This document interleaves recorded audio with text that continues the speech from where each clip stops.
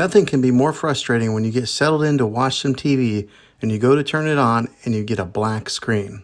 Well, in today's tech video, I'm going to show you how to fix your Hitachi TV if it has a black screen.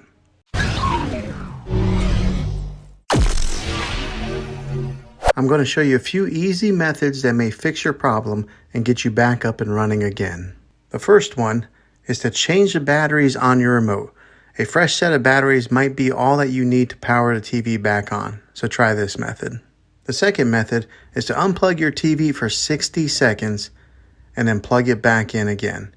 Now don't be impatient here, wait the whole 60 seconds.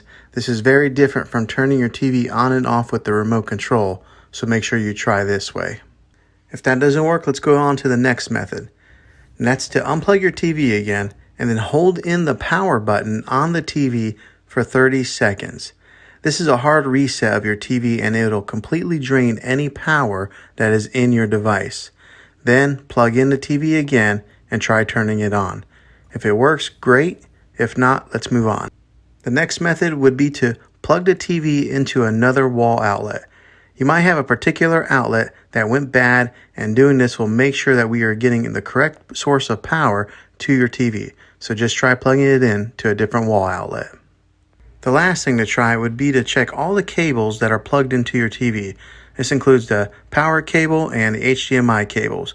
Make sure that they are plugged in all the way, because sometimes some of them may get a little bit loose, not giving your TV the proper connection that it needs to power it on.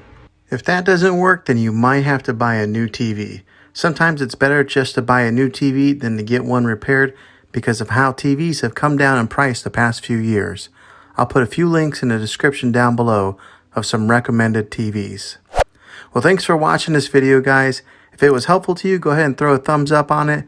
Go ahead and subscribe to my channel. I make tech videos all the time, and I'd love to have you back in the next one. Take care.